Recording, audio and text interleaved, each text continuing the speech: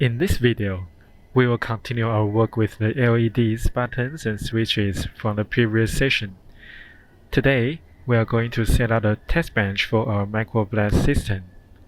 This test bench will simulate the system's behavior either through external operations or by running our embedded program. For example, we can simulate how the MicroBlaze processor will behave when we push a button. First, in Simulation Sources, we can click Add Sources.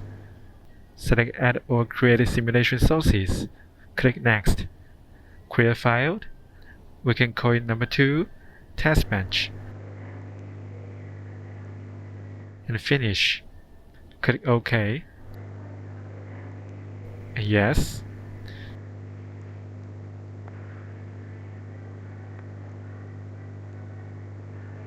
Now, you can copy my code from my website.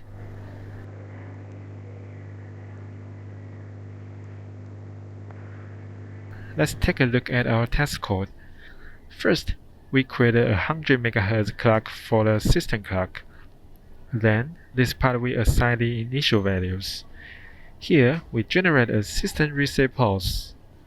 After that, we simulate pressing the button by setting the button input to 1 and the switches to 1, 2, 3, 4. Then, wait for a while, we release our button. We repeat the process by setting the button to 1 and the switches to 5, 6, 7, 8. Then we release our button. That's all for today's test. This part is to connect our hardware wrapper. Then we can click Run Simulation and run Behavior Simulation.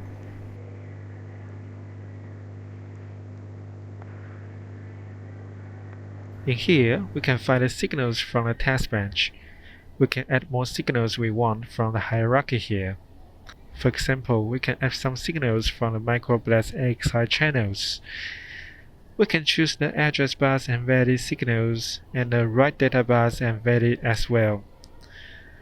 Then we can click Run All here.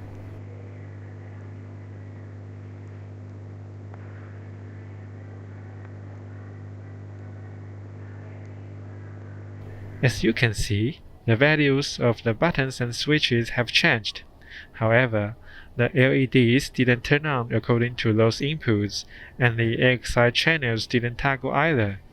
This is because we haven't associated the ELF file from Vitis yet. Without this, Vivado doesn't know how to simulate our embedded program since the MicroBlaze in Vivado hasn't been programmed. We can Ctrl+S to save the waveform. And we can type close sim here to terminate our simulation. Then launch the Vitis Unified IDE.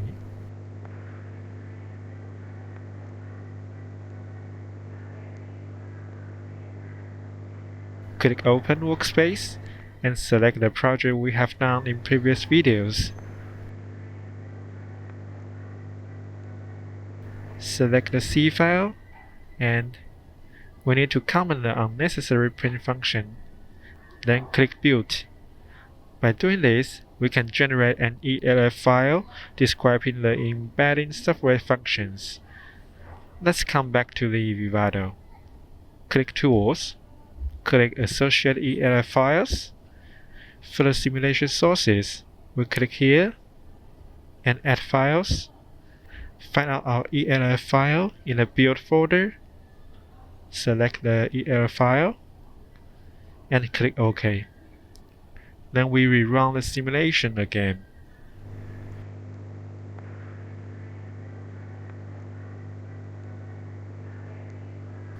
Click Run All.